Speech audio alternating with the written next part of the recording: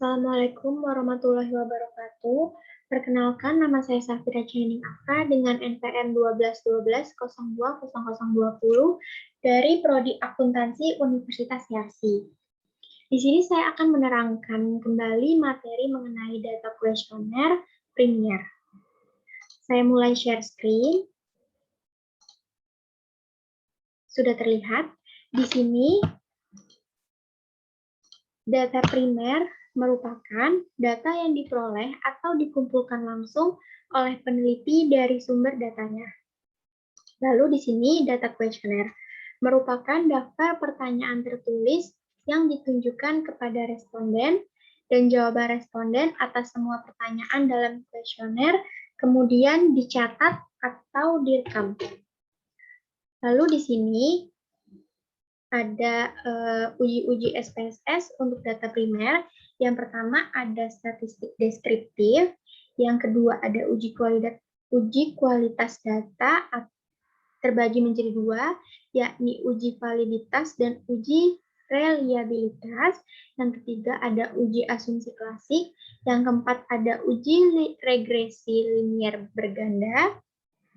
Yang kelima ada uji hipotesis yang terdiri dari uji T dan uji F. Lalu yang terakhir ada uji koefisien determinasi. Di sini saya stop share dulu. Kita langsung masuk ke pertanyaan yang ada di kuesionernya.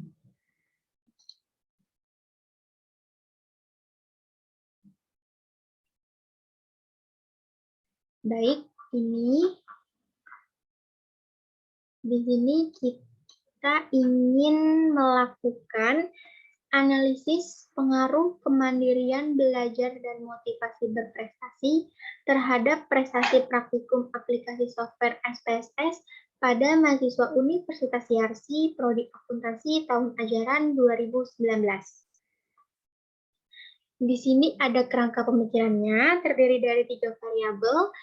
Variabel pertama yaitu kemandirian belajar atau X1, dan variabel kedua merupakan motivasi berprestasi atau X2, dan variabel ketiga yaitu prestasi praktikum aplikasi software SPSS atau Y. Untuk variabel 1 dan 2 ini merupakan variabel independen, dan untuk variabel ketiga ini merupakan variabel dependen. Baik, di sini uji kualitas data. Yang pertama ada uji validitas.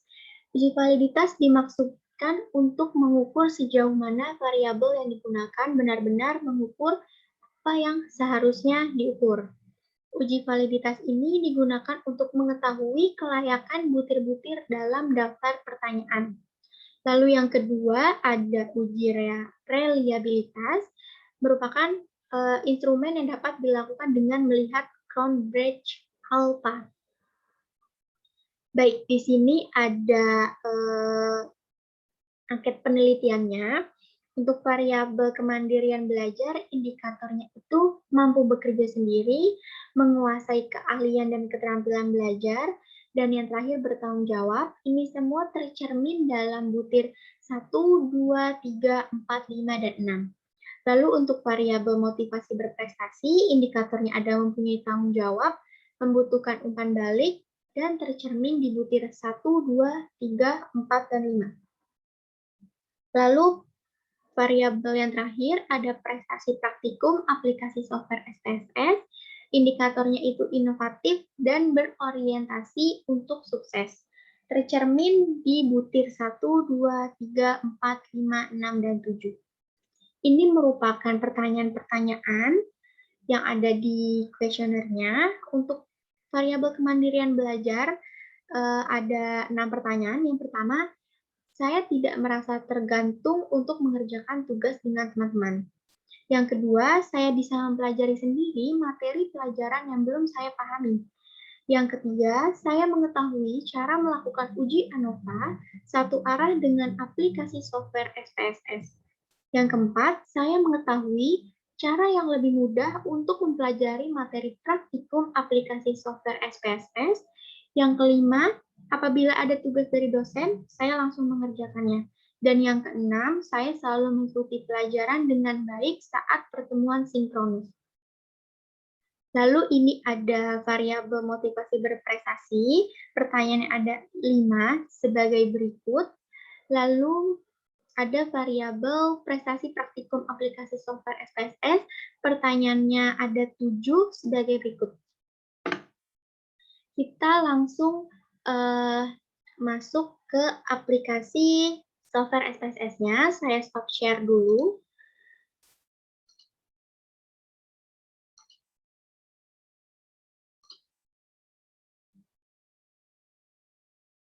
Baik, di sini sudah terlihat halaman software SPSS-nya. Kita mulai memasukkan datanya. Kita klik menu file.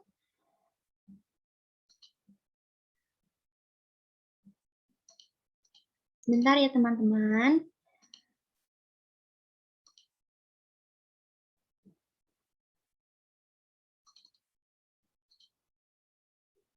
Ini agak loading.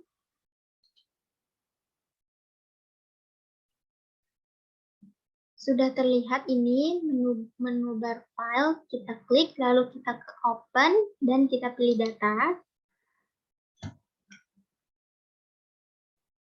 Di sini kita ingin membuka data berupa Excel ya.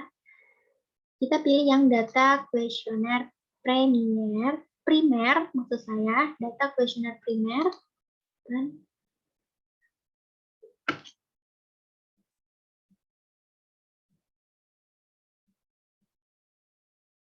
lalu kita oke.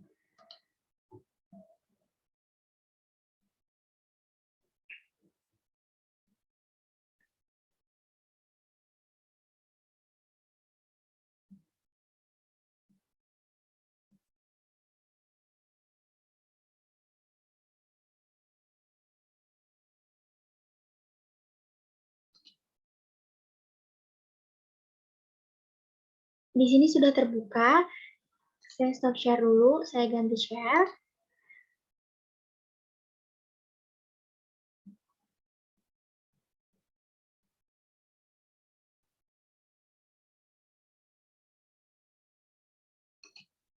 Ini saya share.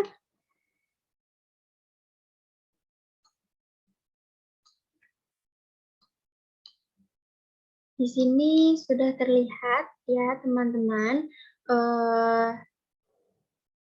data kuesioner yang tadi kita masukkan.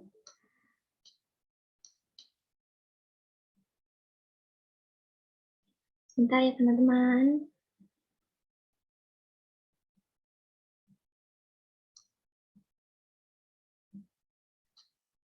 Ini saya stop share dulu. Saya share yang ini.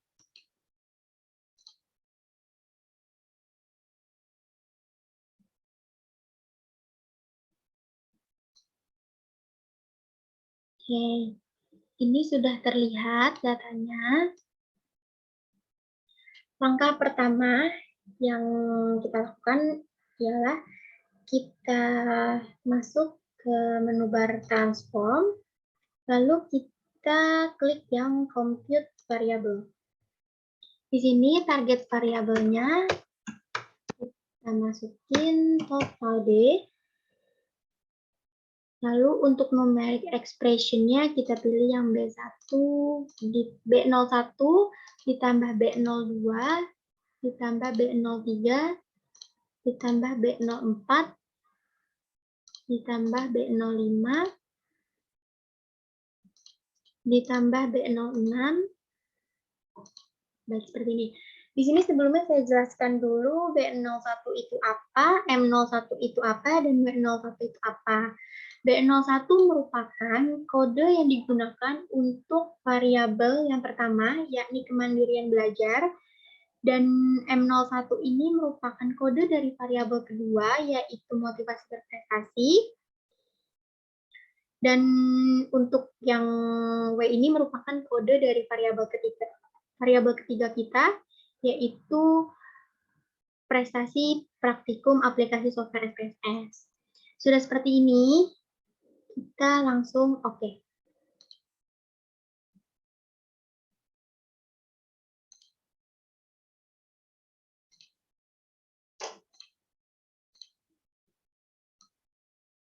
Di sini sudah terlihat ya teman-teman untuk total B-nya. Kita lanjut ke total M-nya. Caranya sama seperti tadi, kita masuk ke compute variable, tapi di sininya kita rubah jadi N. Ini kita hapus, kita pilih M01 ditambah M02 ditambah M03 ditambah M04 ditambah M05. Kita oke. Oh, oke. Tambah M05. Seperti ini. Oke.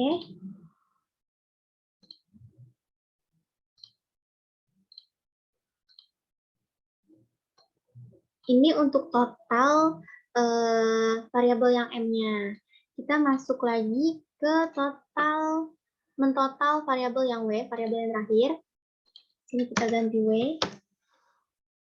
Di sini kita hapus.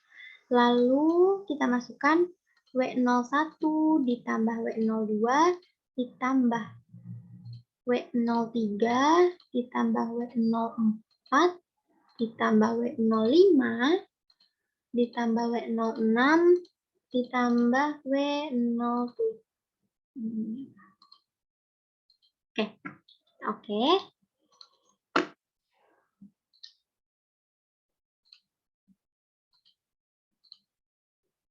Baik, di sini sudah terlihat semua, sudah ada semua totalnya. Langkah selanjutnya, kita masuk ke menu bar Analyze. Lalu kita pilih yang deskriptif statistik, kita pilih yang frequency, karena tadi langkah pertamanya statistik deskriptif. Ini kita masukin semua kecuali variabel nama. Ini langsung kita kontrol A aja. Oke, kita pindahin ke sini. Kita pilih statistik. Lalu untuk sentral tendensinya kita pilih yang min, median, modus, dan sum. Untuk persentil value-nya kita nggak usah masukin. Cukup kita checklist yang standard deviation, variance, minimum, dan maksimum. Kita continue. Kita oke. Kita tunggu hasil output-nya.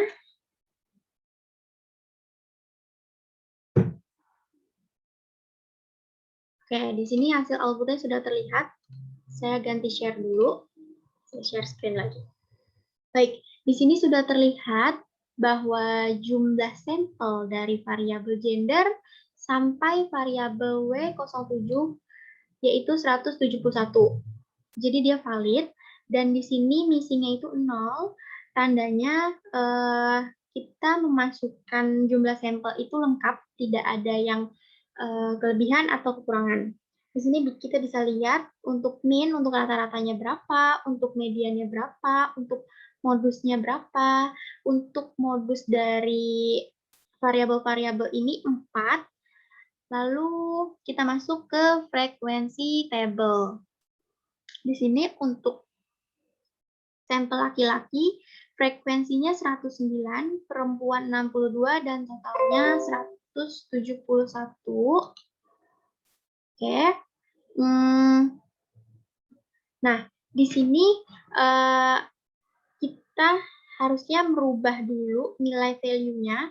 Baik, kita rubah dulu aja ya, teman-teman. Di sini kita masuk ke variable view. Untuk desimalnya juga kita rubah aja deh, jadi 0 semua. Ini kita nolin, kita copy. Terus di sini kita paste. Oke, udah 0 semua. Untuk nilai value-nya dari yang B01 ini. Oke, di sini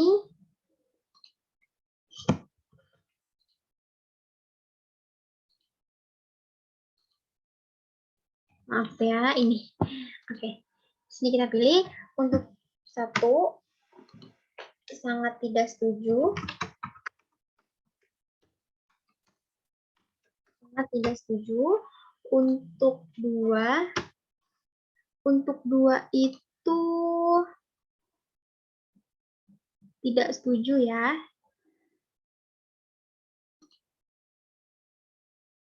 Untuk 2 itu tidak setuju. Untuk 3 itu netral. Lalu 4 itu setuju.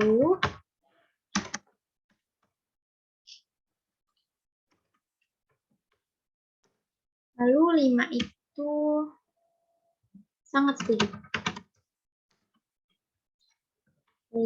Ini sudah kita tambahkan variabelnya, tinggal kita copy, lalu kita paste. Baik, ini nilai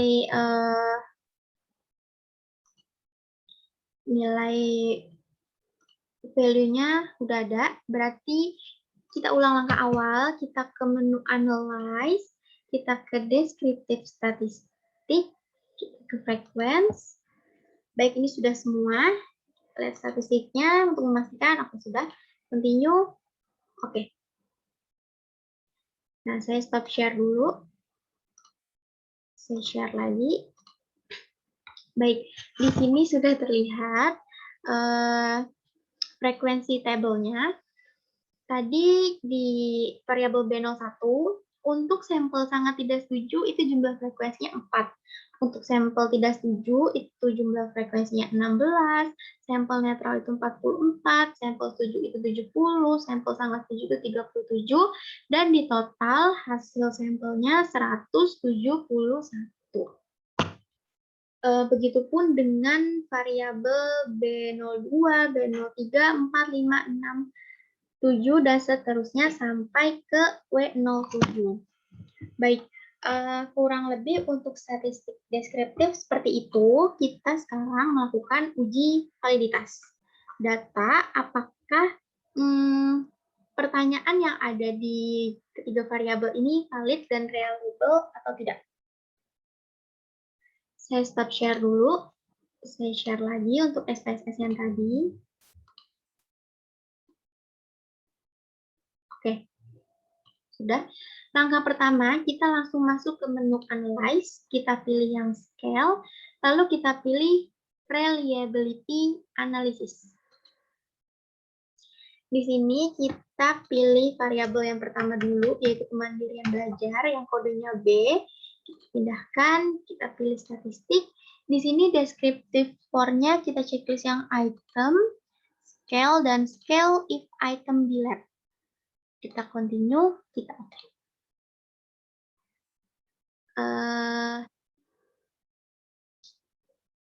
Ini hasil outputnya sudah terlihat, tapi kita lanjut dulu ke dua variabelnya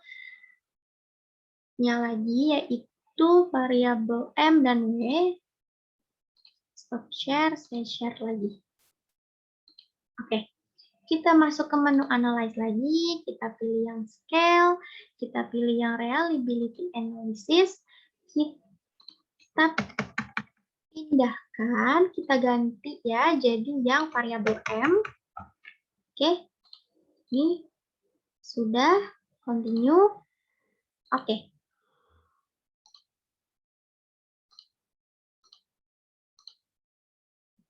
Di sini sudah terlihat juga hasil output dari variabel M-nya, tapi kita analisisnya barengan aja sama yang variabel W-nya. Baik, ini di sini. Kita langsung lagi ke menu Analyze. Kita pilih Scale. Terus kita pilih Reliability Analysis. Kita pindahkan ya, teman-teman. Kita ganti yang W. Baik. Oke. Kita cek. Oke, sudah semua. Continue. Kita oke. Baik, di sini kita mulai analisis. Stop share dulu. Saya share lagi. Ya, di sini kita lihat untuk yang variabel B, yaitu variabel kemandirian belajar ya. Di sini kita lihat. Tapi sebelumnya, saya mau menjelaskan dulu mengenai rules atau aturan yang kita gunakan pada saat menguji kevalidan sebuah data. Kita lihat di sini.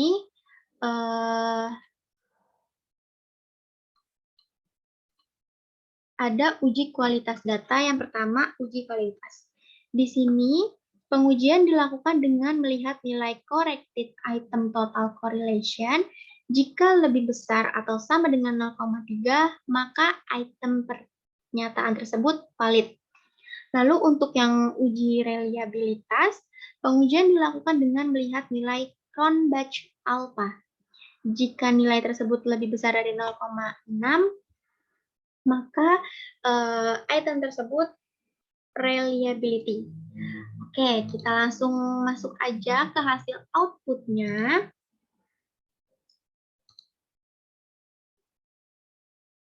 Oke, di sini untuk yang table case processing summary,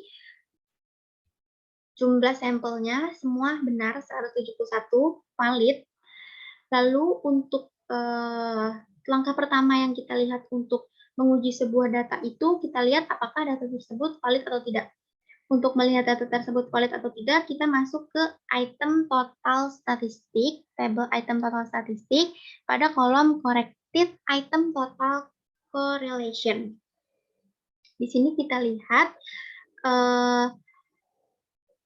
jumlah angkanya itu semua lebih besar dari 0,3. Ya. Jadi bisa kita simpulkan bahwa variabel kemandirian belajar ini semua datanya valid. Lalu kita lihat apakah ia reliability atau tidak. Ia dikatakan reliability jika nilai Cronbach alpha-nya itu lebih besar dari 0,6. Di sini 0,767, maka variabel kemandirian belajar itu reliable.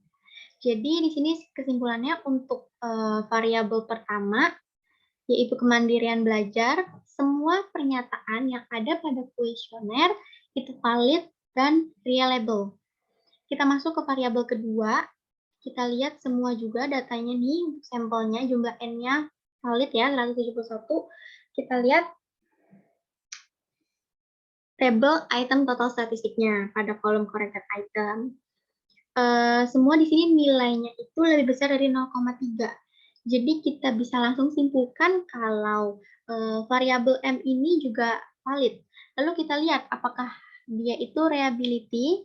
Ternyata ia reliability karena nilai Cronbach alpha-nya itu lebih besar dari 0,6, yaitu sebesar 0,818. Kita lihat lagi untuk variabel yang terakhir, variabel W, prestasi praktikum aplikasi software SPSS ya. Di sini nilai corrected itemnya itu semua di atas 0,3. Jadi kita bisa langsung simpulkan juga kalau pertanyaan yang ada di kuesioner variabel yang W ini semua valid. Terus juga dia dikatakan reliability atau tidak? Ya, dia dikatakan reliability karena nilai Cronbach alpha-nya itu 0,778. Jadi ia dikatakan valid dan reliability. Saya rasa penjelasan saya sudah cukup jelas, teman-teman. Bisa saya akhiri. Kurang lebihnya mohon maaf. Wassalamualaikum warahmatullahi wabarakatuh.